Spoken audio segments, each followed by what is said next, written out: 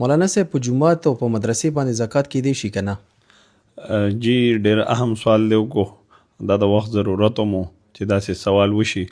نو په مدرسه زکات کیدی شي، په جومات زکات نشي کیدی. په جومات باندې نشي کیدی او په مدرسې باندې کیدی شي.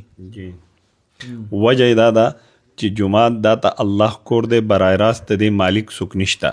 او مدرسې چې وي نو دا یو مخصوص تعمیر وي، په دې کې یو مالک خامخا وي یا د هغې سربرا وي یا د هغې مطلب ناظم وي یا محتمم وي، کوم القابات چې موږ ورکوو.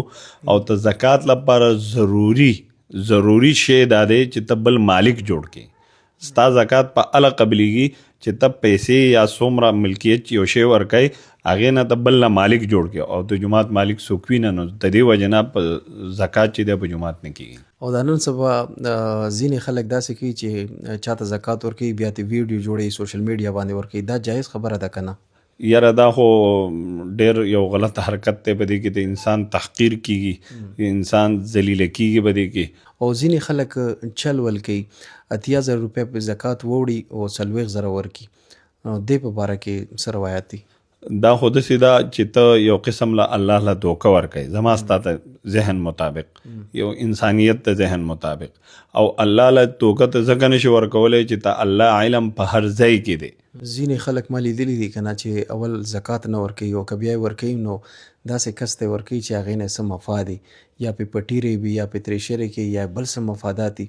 دې حوالې سره به څه ویل غواړئ؟ چې تا هغه سوشل میډیا ته راولي یا مطلب تا هغه حقارت کوي یا هغه سبا ته په هغه باندې خپل کارونه کوي ته کور، نو داسې خلقو ته بیا غلام ویلی کېږي چې تا هغه خپل غلام جوړوي. دا ته اسلام طریقه نه ده، دا ته نبي علیه صلات وسلام سنت عمل نه دی. داسې زکات بیا قبلیږي؟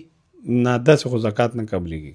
او بل ما معاشرې کې څه خلک داسې نیګټیو خلک لیدلي دي چې چاته زکات ورکړي نو بیا په هغه باندې احسانونه کوي. نه، دغه خو سورت بقرې واضح آیاتونه دي، واضح فرمان دی چې داسې کم ریاکارۍ کې ته راولي.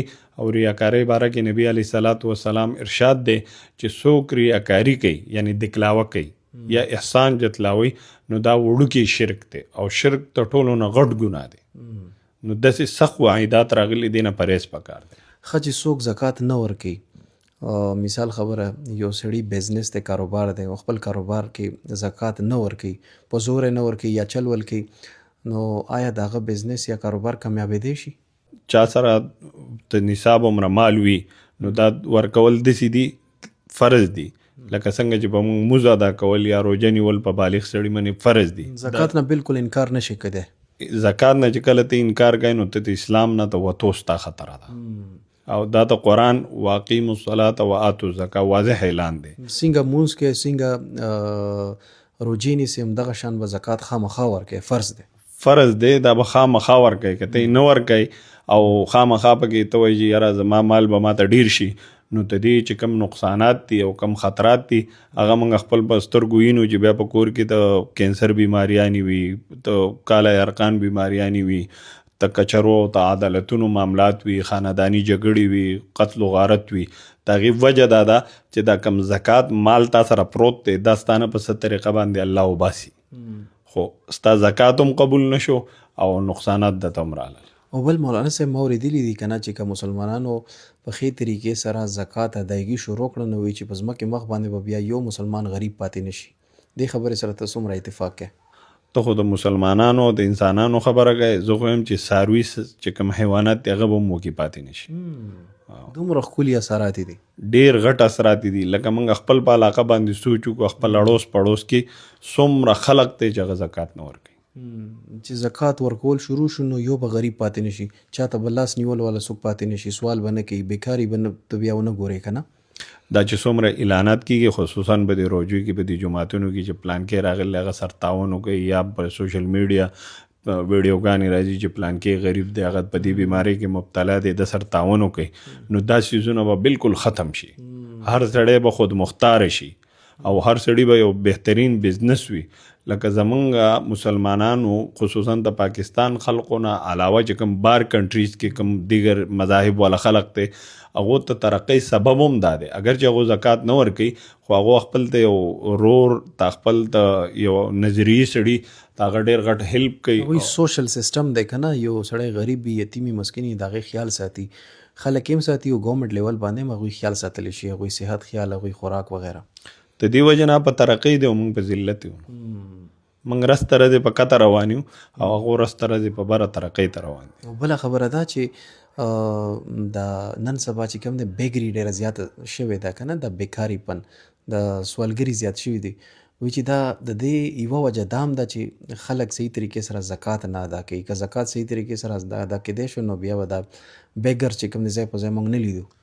ابراهیم جان وروره دا خو تا ته هم پته ده، ټولې دنیا ته پته ده، په سوشل میډیا داسې ګڼ شي ویډیوګانې موږ روزانه وینو چې هغه مستحق نه وي او خلکو له زکات ورکوي، یا د دګلاوې لپاره یا د احسان جتلاولو لپاره یا دیگر چیزونو لپاره.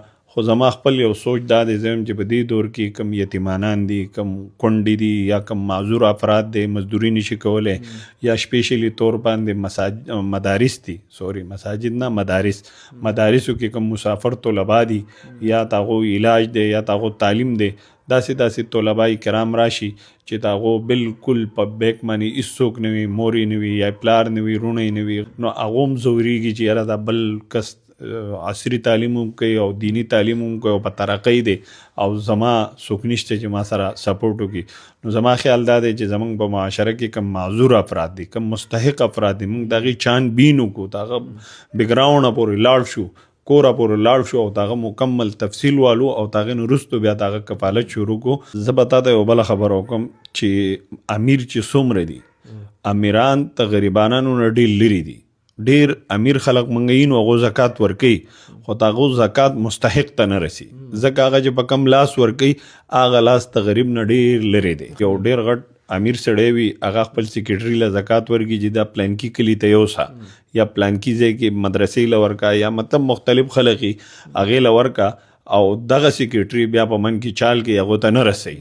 نو امیر خو غریب ته نه دی وزګار، او غریب چې کله امیر پسې ځي نو په من کې دومره رکاوټي چې غریب ستړی شي په رسېدو باندې، یعنی مطلب سیکورټي ګارډي یا رکاوټي، نو هغه امیر ته نشي رسېدی.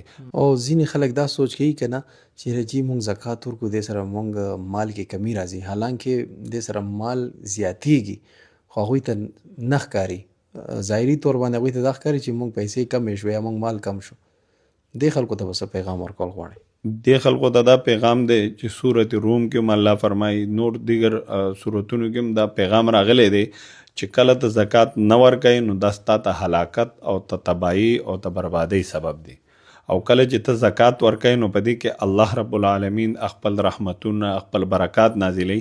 لکه مختصرا زه به یو مثال تاسو وکم، کله چې ته زکات ورکوې نو ستا دا مال شي پاک، دا ته نور نه ډک شي، د برکت نه ډک شي، او په دغه مال چې کوم تا سره باقی مانده دی په دې باندې ته خو راشن الی بچو لا ځان لا ضروریاتي زندگی چیزونه په استعمالای، نو دا راشن بس تا خېټې ته ځي او دا نور نه ډک راشن چې کله ستا خېټې ته لاړ شي، ستا وجود ته لاړ شي، په دې باندې ستا بلډ جوړیږي، نور چې کوم د جسم آزاد هغه قوت راځي، نو په دې سره ستا پوره جسم نورانی شي، بیا ستا اولادم نورانی وي، صالح اولاد وي.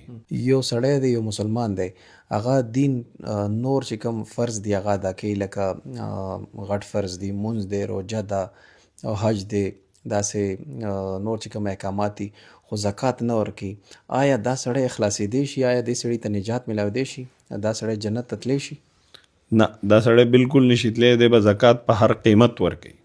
لکه موږ اوس په معاشره کې ګورو که نه، ډېر خلک داسي چې هغه د زکات په پیسو باندې عمرې له لاړ شي، په خپله خپل په زکات باندې عمرې له لاړ شي یا حج له لاړ شي، نو داسې خلاصې نشته. بیا دا عمره قبلیږي که نه؟ نه، دا بالکل نه قبلیږي.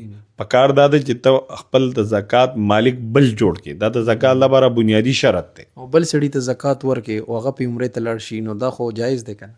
هغه خو بیا د هغه مرضي ده که نه، کله چې ته بل زکات ورکړي د دې هغه مالک شو، اوس چې د هغه په هر ځای کې لګي دا د هغه معامله ده، ستا معامله چې کومه د الله سره د هغه پاکه شو. چې زکات ورکوي نو هغه سړي ته به وایي خامخا چې جی دا د زکات پیسې دي یا زکات مال دی، که ویل ضروري نه دی؟